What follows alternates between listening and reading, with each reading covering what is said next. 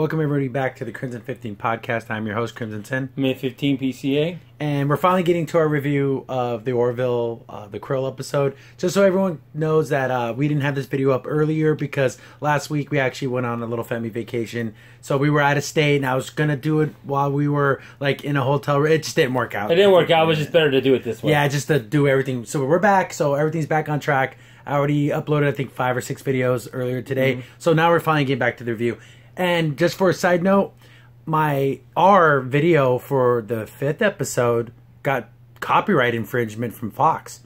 Which I don't understand how that happened. Yeah, I just had pictures. I don't even think I had that many pictures from the actual episode. You didn't. And I don't know if this happened while we were on vacation, but when I came back and logged into my YouTube channel, it just like said, oh, you had a copyright claim. I'm like, what the hell? I checked in, it's like from Fox, and I'm like, it's just a review. So this episode's not going to have any pictures. No. Because I'm assuming that's what it was. Because if they claim copyright for us just talking about it, which is really dumb. You can't do that. So from now on, I guess I'm not going to have pictures. Until they change I did send them an email about this asking what exactly in my video was copyright infringed. Because I'm pretty sure reviews of things count. I didn't just show an episode. No. And the funny thing is, there's some really huge YouTubers out there that have Orville reviews that have all kinds of pictures. Yeah. So I don't know what the deal is, and I can't be getting copyright strikes on my account because I don't want to lose it. No. So from now on, when I do Orville stuff, I'm going to just put the Orville in type. Until otherwise, So if you guys like the pictures and everything, I'm sorry, I just can't do them because Fox won't let me. So let's, with all that aside, let's go right into the episode. And I think, just like I said before, I think every episode is going to start with a funny scene. Yeah, which is fine. Which is fine. It kind of sets like the levity. So I guess, you know, everyone's in the, I guess they're just eating and everything. And Borda sees that Malloy's eating sushi and he doesn't know what it is. Yeah. So I go, what's that? Like, oh, it's a regional dish from Earth, whatever. And like they offer him some. He just grabs the wasabi and just eats it. Yeah. And like, because you try doing that, it'll probably make you throw up because that's how wasabi's super strong. Yeah. And he just eats it like nothing. And everyone's like, what the heck? How'd you pull that off? He's like, as I guess Mocklins, I guess they can pretty much eat anything. Yeah. And he's like, oh, you can eat even, you know, organic and organic matter and stuff. So he like eats a napkin. Yeah. And then we have Malloy there. It's just gonna get stupider and stupider. And, you know, Gaton's like, hey, eat this glass. And can you eat this? He even makes like a little cactus plant. Yeah. Can you eat this? He just eats it. Like I guess it doesn't hurt the inside of his mouth. Yeah. So I guess he can just eat anything. That's weird. That's funny. It's a really funny thing. Another thing too, that before they got to that, they were talking about Tom was in a relationship. Yeah. See, and then they brought this up again. Oh, strong women, and he couldn't take it. Yeah, that's true. But the thing is, she is from that planet, so I will give that a pass. It's not like she's a human or But anything. We brought it up twice now. Yeah. That, oh, they can't handle a strong woman, blah, blah, blah. But it's set up to a funny joke. Yeah. Because she's like, oh, if you can only be with someone who's equally as strong as you, because Isaac is like a robot, so he's physically strong. It's like, oh, yeah, well, you should date him. And then Isaac's like, oh, I'm fascinated with the relationships of other species. He's like, oh, I would like to enter a sexual relationship. And she looks at him like, no, thank you. It's just, which is funny. So, but now he's saying it's so bland. It's not like it's anything. You know, and here's the thing. So I guess could they like we specifically said a sexual relationship? So can he have like it's super weird? Oh, who knows? We don't know. We'll never know. But it's just we're never gonna know the ins and outs of that situation. But that set up a funny joke. Yeah, it did. But then they get They all have to go back to the bridge because there's like a distress call. There's a colony that's being attacked by a Krill battlecruiser or whatever. Battlecruiser, one of the destroyers, yeah. And you know they go out there and they're even though the Orville is a smaller ship, they have to defend that colony, even though they're kind of really outgunned. Yeah. But they go up there, they go to defend that colony, and then they do the whole another funny joke that you don't think about in like these sci-fi shows. He's like opening a hailing channel, and he starts to talk, and the Gaton's like, oh, I haven't done it yet. Because you have to push the buttons, and then Shuji sets it up. He's like, oh, is it ready? Yeah, it's ready. Are you sure? He go back and forth. Yeah, they go, Krill ship, stop attacking, and they stop, and they go, oh, that worked. I didn't believe it worked, and they start attacking. Yeah, and then they're basically getting their butts kicked. And then there's actually a pretty cool battle scene. I commend the Orville for having really good special effects, and the graphics are really good. Amazing, always top-notch. So Mercer comes up with the plan to like, oh, we'll skim basically kind of like a skipping stone on the atmosphere, and I guess it kind of messes up the scanners so they can't lock onto them. Mm-hmm. And then at the last second, he pulls up and then drops all his torpedoes, so they run all into him. Like, it's a really cool... That's a cool idea. Like, hey, we can't fight these guys straight up. We're going to have to figure out a way give them a blind spot. Yeah. So, like, that was a pretty cool setup, and, you know, the explosion looked cool. I guess they didn't call them photon torpedoes. They called them something else, but... Pretty pretty similar. Like that. And then after they blew up the ship and they're scanning it, and they actually found one of their like escape vessels fully intact. Yeah. And that's like, whoa, they haven't. That's like to get Krill technology, because I'm assuming this whole, it's like a Cold War between the Federation. Why am I saying Federation? The Union and the Krill. But it's funny. It's more of a hot war because they're fighting each other head on. They're not using proxies. But they haven't declared a full-on war. No, not yet. No, because they do bring that up. And they find this thing like, oh, wow, we'll send it back to the Union. They're going to scan it. And well, the thing is, right away, a big Union vessel comes. You see a much bigger one. Oh, yeah. Come, has Admiral on it. So that tells you how badly they wanted that ship, Krill ship. Because how fast they came. It's one of the few times we can see another Union ship, and then you can see, oh, wow, that ship is huge. It looks just like the Orville boat, like 5 times yeah, like big. It's big brother. Yeah. And they're like, oh, we're going to send this over to the Martex, and they're going to scan it. Then you see one of like the Admiral woman, and they wear purple. So I guess that's good. That's like command, like high above command. Yeah. And she's like, no, we have a better plan. You guys are going to use this ship and infiltrate another Krill battlecruiser because they know very little about the Krill, because I guess they're super religious. That's all they know about them. That's all they really know about them. Yeah. And they like, we need to figure out what's going on here. We can't even have regular communications with this race. They just hate us. Well, because they think they're superior to all the races. So they think, okay, if you get on the ship, find their holy text, maybe we can find some middle ground. Maybe we can find the Ancana? Yeah, that's what they call their religious text. Yeah. So they're like, oh man, how are we going to sneak on the ship? I guess they have these hollow emitter things. That Isaac gave them. Yeah, like Isaac used their stuff like that to make a thing to where they... Because I was wondering, like, are they going to use makeup? Are they going to use, like, surgery? No, it's like a full-on, like, hologram. Yeah, and apparently this hologram also means when they get touched, too. We would have to... That has to be the way, because if it was just an illusion, like, wouldn't there... Like, if someone bumped into them, wouldn't they go through the illusion? But I think it actually changed the molecular structure of the it must actually make it, like, an actual physical hard light type. That's really advanced technology. They didn't go into detail. The Emerald, and then at first, like, she goes, "I want you to go," and then Kelly doesn't want him to go. Oh yeah, you get that where Kelly's like kind of being protective of Mercer. So isn't there somebody else who's better at undercover? And I love Mercer's little joke. Don't mess me when guests are here. Like, we're not married in a house. Why you have to question me? It's like they act like they're like a couple. It's kind of that they're funny not a couple little anymore. Yeah, they had that funny little dynamic between them that still. She's like doesn't want Mercer to go in the situation because if they get caught, they're going to be killed. They're going to get tortured and killed. Yeah, there is no way they're going to become prisoners. No, they're going to be straight up killed. Yeah, and they need to have Malloy on there because he's a good pilot, but he's a freaking idiot though in a lot of the ways. A lot of his idiotness comes out in this episode. Yeah. So they get the hollow emitters, and there's another funny little joke because they're prepping the Krill transport ship, and then you see. The door opens and then Captain Mercer's like being held hostage by Krill. Yeah. Like, what's going on? And of course, it was really Malloy the whole time. And he's like, "Oh, I want Bortus to eat my blaster." Or whatever. Which one of you is Bortus? Like he goes, "Okay, one thing would you eat my gun?" It's like, oh, it's just them. It's so stupid. And they make and then Kelly's like, "What are you doing? It's so stupid. This is a serious mission." And then Mercer's like, yeah, that's why I made the joke. I'm trying to make it more live. So this makes sense why they joke around so much because this is kind of a very serious mission. So that's why they're kind of making light of what's going on. Oh yeah, exactly. So they get all ready. They have like their hollow emitters on, and they're going and they're to meet up with that battle cruiser. Mm-hmm. So they're flying around, and of course Malloy's like playing some rock and roll song, and then the midnight special. Yeah. And then Mercer's like, can you just shut that off? We were trying to get in the mode, and they remembered, holy crap, we didn't come up with fake names. Yeah. So like they're coming up like all these crazy, stupid sounding names. Just like, and one of them was like Stein. Is like, oh no, that can't be right. Yeah, it's like a Jewish name. That's not gonna work with the Krill. Yeah, Stein. But they activate their hollow emitters. I keep calling them hollow emitters, but did he call them something else? Yeah, something else, that projector thing. They get scanned, and then they didn't pick up on it. So I guess I was thinking on show advance to even make you seem like a different race. Yeah, so it even fooled their scanners. Oh. And they get on board, and there's a lot of tension in this episode that I really like. So they get on board, and they get, the captain meets them and everything. They're like, oh, we came from that other ship that got destroyed by the Orville. Oh, I'm trying to remember the name of it. I forgot. They forgot what the name of the ship was. And then they're like, oh, what were you guys' names? It's like Chris and Devin. So it's such very human-sounding names. Like, you can't think of anything special that goes on the spot. It just came off the top of that. And every Krill ship has a high priestess with a high priest guy who kind of... So you have like your captain, and then you have like your religious leader. Kind of like a chaplain, but he is at command. Yeah, he's... So it's a very religious-based race. Like their whole culture is based around their religion. Yeah. And like as they're talking to the captain, you hear like a bell, like a church bell. Like, oh, it's time for services. So like everyone goes to like this little chapel. Yeah. So that's kind of like it's part of all their culture, even in their military. They take time to go to church or whatever. And it's a very big part of their lives, yeah. And you kind of think, okay, maybe this, they're very religious based, and they get into the church, and then they're kind of in the chapel, and it's they're ringing bells and saying prayers. Okay, very religious, and then the high priest guy comes out with like a severed head, human head, full blown severed human head. I'm like, wee.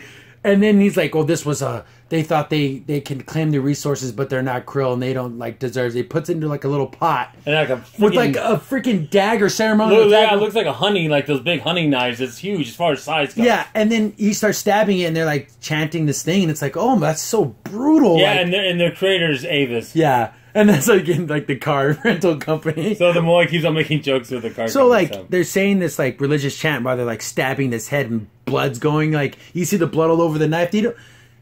It was pretty gruesome, but they didn't show the actual knife stabbing into the head, which I'm glad. You can hear it though. It was kind of squishy sound. Yeah, you notice in this episode this was like TV 14, so yeah, it was a little bit more mature, just a little more violent. Because first you think, oh, they're religious based, they're going to think, then it's like, oh, it's pretty barbaric. Yeah, pretty chopping off people's heads. You have I don't think the services are forced, but I'm pretty sure they are. Like you couldn't say I'm not going to church today. I'm pretty sure you get in trouble. Yeah, and I guess they also meet up with his female Krill basically, and her brothers and the shit they destroyed. And see, this is where Malloy keeps like making dumb jokes. Like, dude, you're gonna blow our cover. Shut the heck up. It's like, oh yeah, I knew your brother. We were like best friends. Why are you saying that? He was a fine pilot, wherever position he did. Then he's like, oh yeah, we're gonna really miss him. We took baths together. Like, why would you say that? That makes it funny. It's funny how the other Krill really weren't responding to how weird they were acting. I think the only one I lived that kind of thing was the priest. The priest guy was like very suspicious. Even the captain said, well, you've always been suspicious, and that's a good thing. Yeah. They kind of value a suspicious person. Like, don't trust anybody. So after the that's what I'm not really visibly like. And they're basically their Bible's like this huge. Arcanas, which is that's what it was. And it's like this huge book. And they go there, and they're literally after services, they kind of sneak back in. And scan. They're taking like one picture at a time. Why can't they scan the whole thing? I'm thinking, my goodness, it's going to take like a day to scan this freaking thing. It's huge. And I guess they're saying there's only one copy of this book on every ship. Yeah. So it's not like you can just go get a copy of it. I think it's so sacred. And I don't even think they even have it digitally. I'm pretty sure it's just book. It has to be like in an actual book. Yeah. So they're sitting there and they're scanning it, and then the high priest guy's coming back. Oh, it's so funny. Just a lot of little gags. He opens the door and they get caught, and they kind of stand at attention. Then he kind of flips the book shut, but it's like, saw you. You're not being slick. He saw you, dude. He's already walking up towards him. Yeah. They said, oh, we're only here because our ship blew up and we're trying to get prayers. Yeah, like, oh, we're looking for comfort. Instead of being... And they always kind of play it off like, because their voices and the way they act is so human. Yeah, they don't even try to pretend like, oh man, it's like like a massage for the brain, But it's like, why are you using human euphemisms for everything? Yeah. And then they're like, oh, I guess we're going to go back to our quarters. Yeah. And they go back to the quarters and they're thinking, man, this, and they start seeing some of the, because they have like a console too, so he's like looking through the literature, and then he's like, oh man, everything's brutal. Everything's so powerful and strong. As they're learning about like their planet. I guess it has a thick layer of cloud. Yeah, like it's 96% covered in cloud. Well, they knew that even before they got on the ship with the information on the dossier. Yeah, so they're like they're looking through the stuff. Like, man, this everything seems so depressing. Like, how can they live? Because their quarters is like, it looks like a freaking dungeon. Yeah, because everything is hard and very. It kind of really reminded me of kind of like a Romulan. Klingon, maybe Cardassian hybrid of way everything's kind of dark green. Yeah. But you could at least see everything. Mm-hmm. It wasn't so dark and danky. It was, even though the color schemes were dark, you could still see most of everything. So they're trying to figure out, we got to finish scanning this book. We can't get caught. And you get that tension because every time they're trying to sneak around, you think, oh my, they're going to get caught. They're going to get caught. And then that one female Krill is kind of like their friend. Yeah. Because she's like, it's like, oh, you survived that battle, you're great warriors and all that kind of stuff. So they go back to like, because the high priest guy goes, well, we need to put guards everywhere because I don't really trust these guys. And they're back in the chapel. Yeah, they go back in the chapel. Okay, we got to finish scanning this book. Their freaking hollow emitter things mess up. So they look just like their regular selves. I'm like, oh my god, they're gonna get caught. They're gonna get like. I'm really honestly thinking, oh my goodness, they gotta sneak out. They gotta sneak out. And as soon as the door opens, they hide behind the like the pulpit, I guess is what it is. Yeah. And as that guard's walking up, they kind of sneak around the side. I'm thinking, oh goodness, they almost get caught. They almost get caught like 1,000 times. They sneak back in their room. They finally get away from that guy. They're like, oh my goodness. What happened to our stupid emitters? So they had to adjust the work to make them work again. Yeah, I guess there's some type of like something's happening on the ship that's causing an interference. So they figure it out. They get their stuff back up online. They're like, we got to be really careful here. And every time they interact with like some of the guards, like freaking Malloy keeps saying stupid crap. Stop saying stupid stuff. Just keep it simple, Malloy. About Avis and we try harder. Yeah, we try hard. He's always making these stupid like references to the car company like over and over. Your brother died. He's got the gold membership now. Hopefully he's in front of the line to get his next vehicle. Maybe they give us some vehicle reimbursement. Like, what is he saying? It's funny to us, but it's almost like this is a serious mission. Shut up, dude. You're freaking idiot. You can't help it. This makes it funny. So they start to figure out that. So from this point, I'm trying to remember the exact order. They want to finish scanning the book, but then they kind of find out that there's a weapon on this. Yeah, because it's why is this interfering? And they go, it must be interfering. So they go down to the engine room, or their engine weapon room, armory, and they see this big thing. Like, what the heck is that? And it's like this neutron bomb thing. Yeah, it's huge. They don't even know. So what they have to do after that scene is they end up having lunch with that girl they were leaving with, a female, and she tells them. Yeah, she's like, oh, so this mission, she's like, oh yeah, this new weapon we're gonna test it, the first of its kind, and they're kind of like, oh yeah, we heard about that. What does it do? And I guess it can like wipe out a whole continent. Yeah, that's how powerful this bomb is. And they're gonna use it on some farming colony, some human Union farming colony. They have zero defense. They bring them up and go, whoa, that they have no defenses, and she's like, yeah, what a perfect target. So it's like you feel bad for her. Her brother died. And she seems like a nice person, but deep down, they're willing to slaughter her. They don't care about any other race but their own. Yeah. Everyone else is inferior to them. That's how they see it. So this is where sci-fi is good. You get that moral dilemma. Mm-hmm. Well, what do we do? Do we blow up this whole ship? Or do we leave? Do we leave or like, yeah, because then you're dooming that human colony. And then she's like the school teacher, I guess, on this ship. And you find out there's a whole bunch of Krill children on the ship. Oh, do you kill little kids after you met them and like talked to them? And it's not like, so you got Captain Mercer's like, because the kids are asking him questions like, oh, how come the Earthlings don't believe in Avis and how come like that? And then like Malloy, oh, they have their own god. It hurts. So stupid. What I have to say, they missed the prime opportunity to reference Enterprise, the car company. Then that could have been like a but that would have been too easy. That would have been a perfect joke. That would have been too easy though. But it would have been beautiful though. Yeah, I guess. And then like you get that what I want to say, religious fanaticism. Because one kid's like, well, do humans have souls? And the teacher's like, of course not.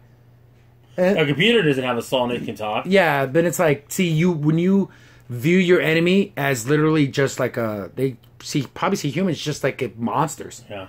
And if you see your enemy that way, it's just that much easier to kill them. Yeah, exactly. And then you have Mercer here and he sees all these little kids and he's like, well, we still have to get rid of this bomb. Do we blow up the whole ship? But then we're killing all those kids. And then Malloy's like, there's kids on that planet. Yep. There's human kids. And then as they're debating it, one of the Krill children come up to them. He goes to the room. Yeah. And he starts asking questions about Earth. Where's Earth at and all that. And how come they're, and then he's talking about, like, how come Earthlings look different? They look different.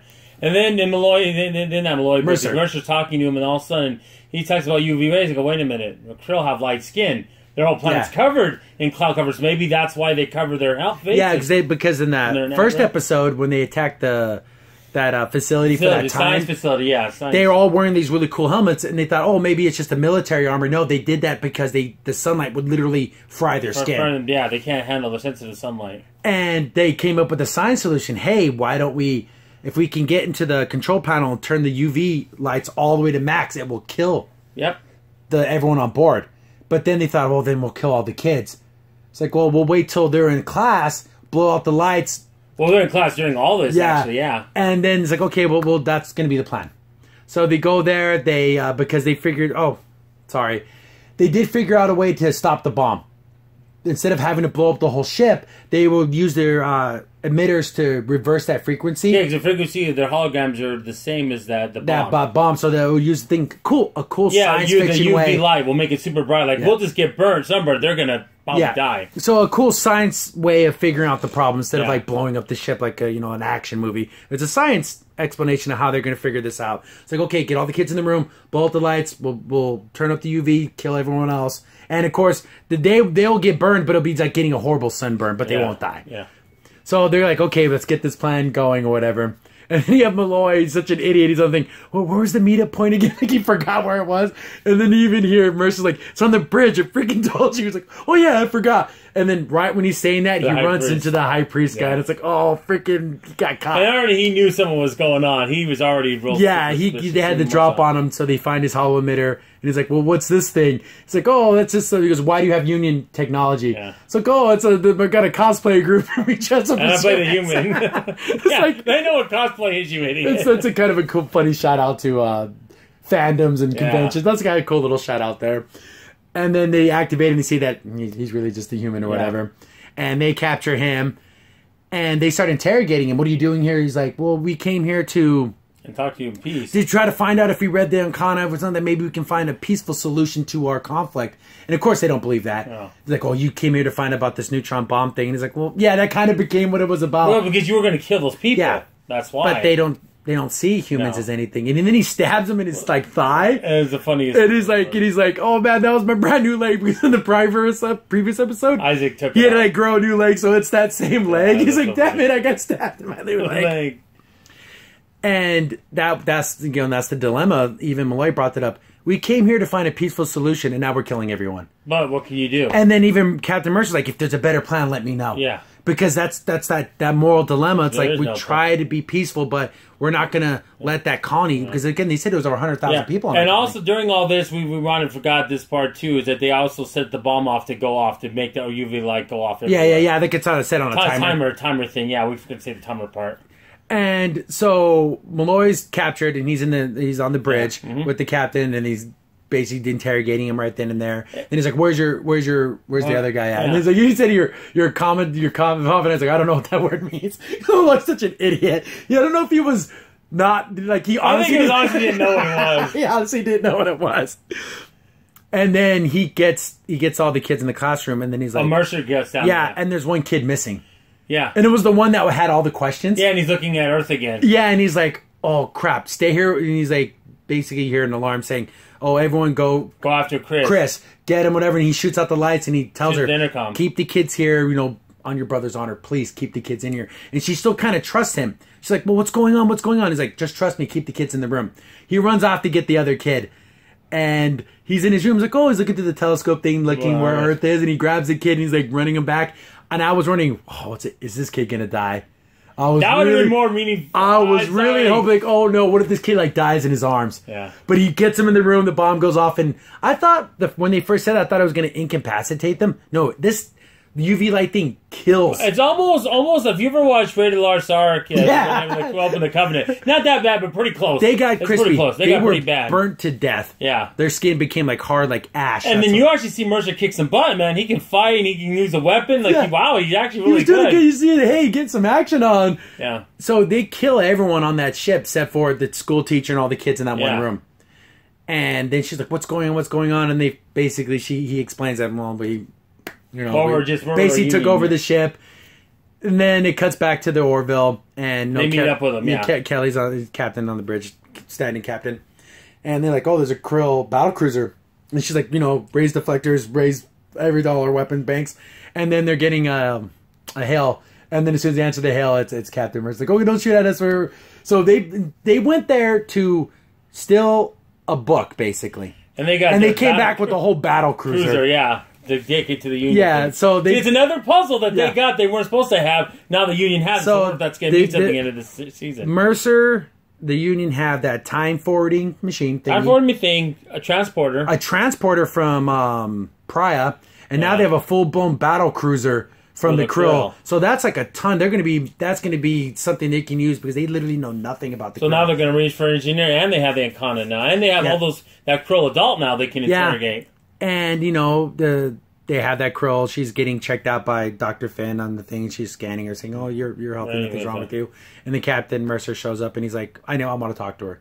And even Katan's like, "I'm not going to leave you alone with her." She's like, "No, Captain's order. I need to talk to her 1-to-1."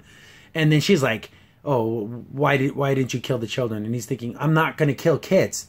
Yeah. I don't know what you think of humans, but we don't just indiscriminately murder children." And then she's like, "Well, you killed all my shipmates and everything. I can't believe you." They were going to kill. And he's like, "What did you want me to do? You were going to bomb a farming colony with 0 defenses. 100,000 people. Yeah, going to be wiped out in a second." And he's like, we weren't going to do that. And then she's like, "What about where are the children?" At least she had concern for the children, which is, you see both sides of this Krill. They care about their own people. They care about, but they don't care anything else. But they only care about themselves. That's the problem. That's that the hardcore religious, where it's only us. We're the masters of the world and the universe. Everything's for the Krill, not for anybody else. Yeah. Then she's like, "Well, all you did was to make sure all those kids will grow up to be."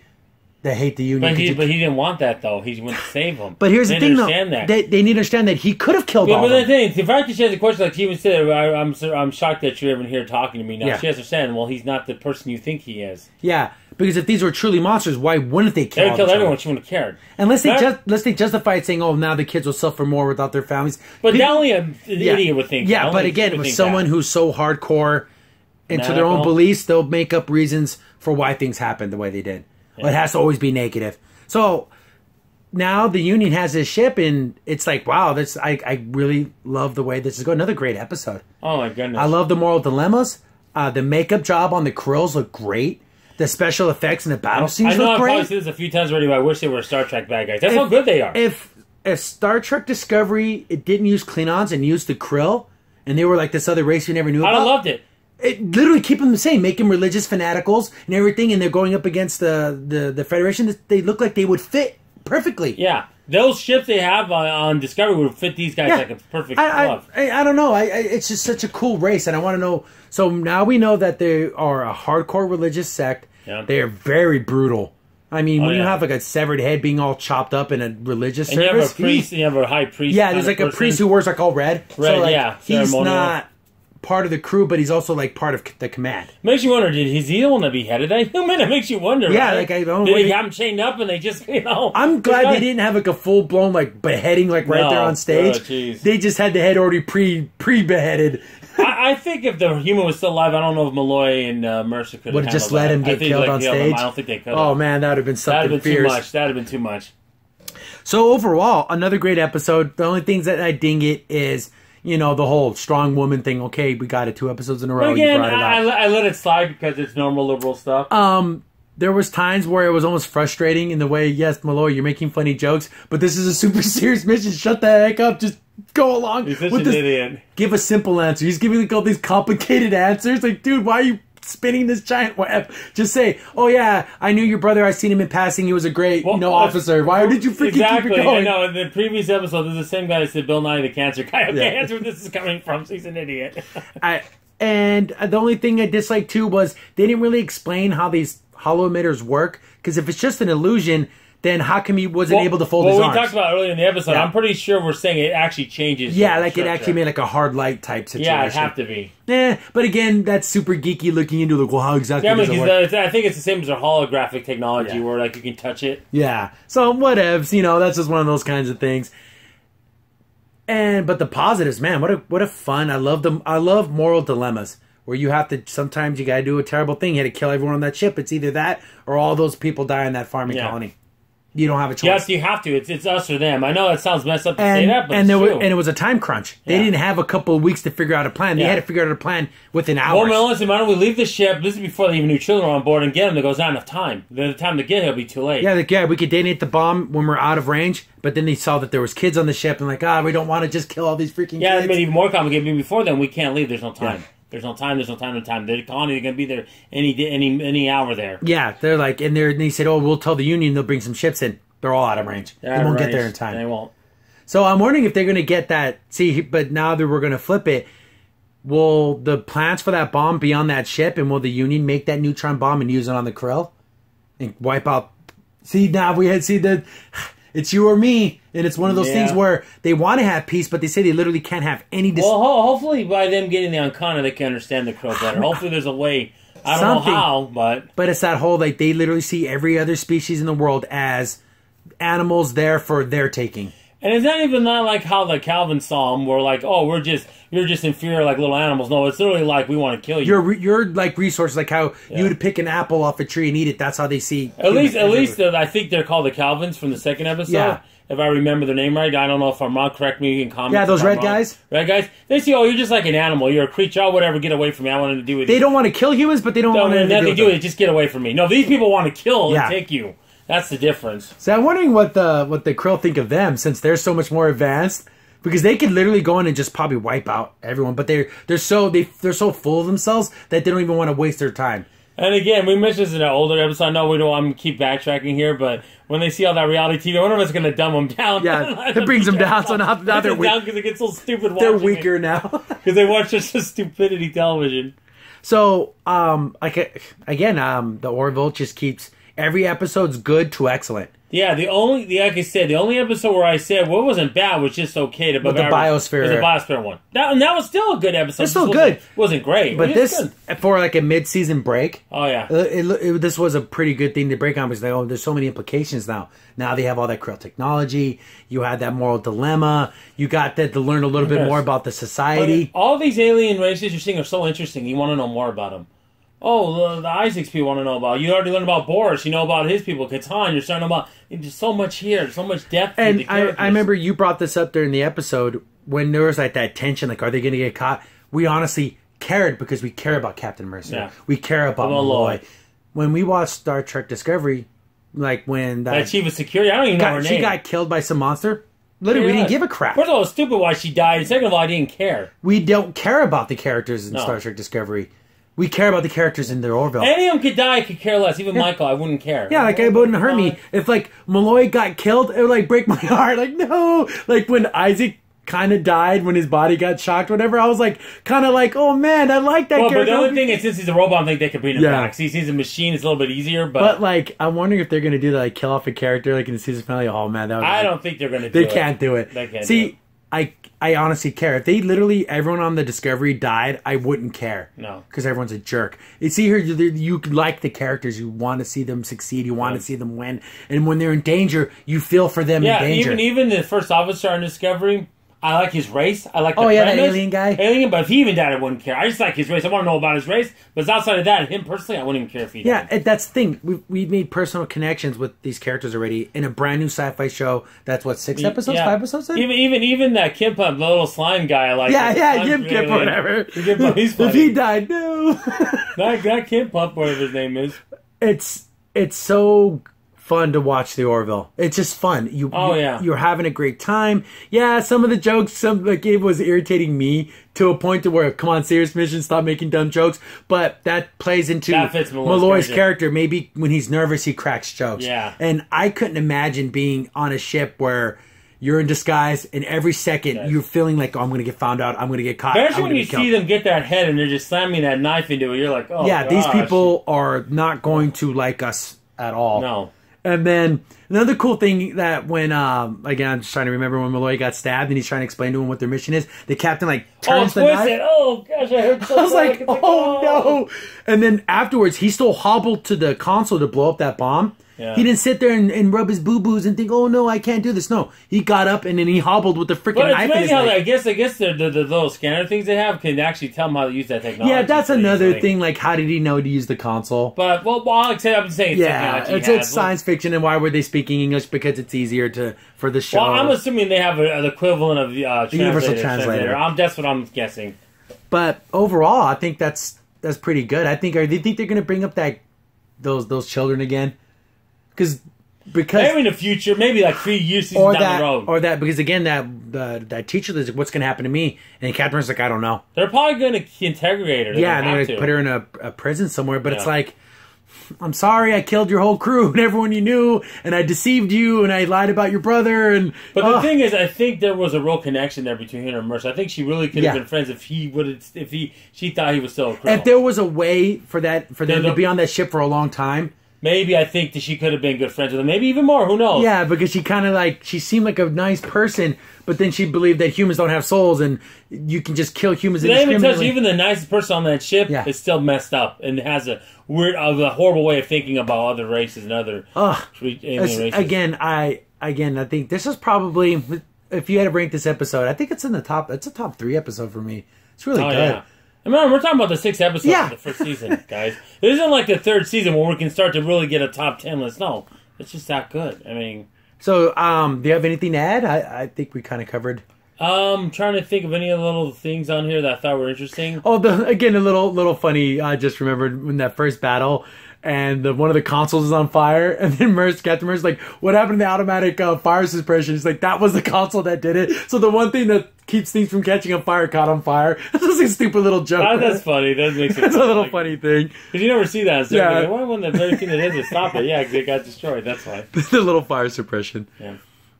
And it's almost funny, like the way, just how all the characters interact. I just love this crew so much. It's just a great crew. I mean, it's like McFarlane had these ideas for like years, and he just got to finally put them on paper. Yeah, you can really tell that when he watched Star Trek growing up, he's like, oh, he probably had episodes and ideas in his mind, and now he gets to finally make those episodes. And this could have been your Star Trek. He wanted to make a Star Trek show, and they wouldn't let him. So yeah, congratulations for the Orville moving on. And just being good, and they had preview for next episode. And now, bad episode, I know I'm pretty sure there's going to eventually be, but now I'm like, oh, that was awful. Nothing like that yet. So... I'm kind of sad that I can't put pictures, because I would love to put pictures in this video, but I can't take another strike, so sorry if you guys enjoyed, because I took a lot of time to find screenshots and pictures, so I guess I'm not going to do any of that. But looks like we're going to get a showcase episode for Lamar next week, because that was the preview, was kind of more about him. So that's kind of, again, like I said, we're going to get those showcase episodes of showing, more of the characters developed, and I want to learn about these characters. I really wanted a showcase episode of Kelly. Yeah. Because I want to know about her background and her life. I mean, we know she was married to Mercer, but I want to know more about it. And her father was important in the unit, yeah, he was high up. Yeah, so I want to see, again, do you think we should get, and I know it's early on, do you want like a flashback episode? Like them younger, like she with her father? I would say season 2. That's a season, but season 2. But this show's so familiar and so comforting, it feels like season 2 or 3 already, and it's not. Yeah. So, I'm looking forward to more episodes. Again, I apologize for the late upload, but now we're back on track. Yeah. We're going to start hammering these out. Yeah, I started getting a whole lot of these out. There's going to be a Discovery episode coming out probably right after this one. So, unless you don't have anything else? All I can see is that another funny joke is we were getting our chins waxed. Oh yeah, it's funny. Whenever they say something silly, like the other Krill didn't react to the dumb thing that they just said. Like they don't know the way of the action, but the way of their sword, right? Yeah. And he goes, I have that on my tramp stamp. Okay, they don't know what a tramp stamp is. Yeah, right above my butt crack. I have the way of the sword. If you're the ultimate Orville fan, if you get that tramp stamp, it's so ridiculous. Like, why even say that? It makes it funny. So. Yeah, great episode. Highly recommended. Another great one. Yeah, I mean, the dilemma in it, the whole intensity of it. Like, you're like, well, the second time, of course, obviously not intense, you know what's happening, but that first time, you're like, get it going. Like, man, they got to scan these pages one at a time. It'll be there freaking forever. I mean, why can't they just be like, okay, we're done, let's go? No. I don't know, I guess that just adds to the tension. Yeah, it does. So, that's going to wrap it up for this episode. Yeah, I think that's about it. So I've been your host, Crimson Sin. Infiltration PCA. Thanks for watching. See you later. Bye.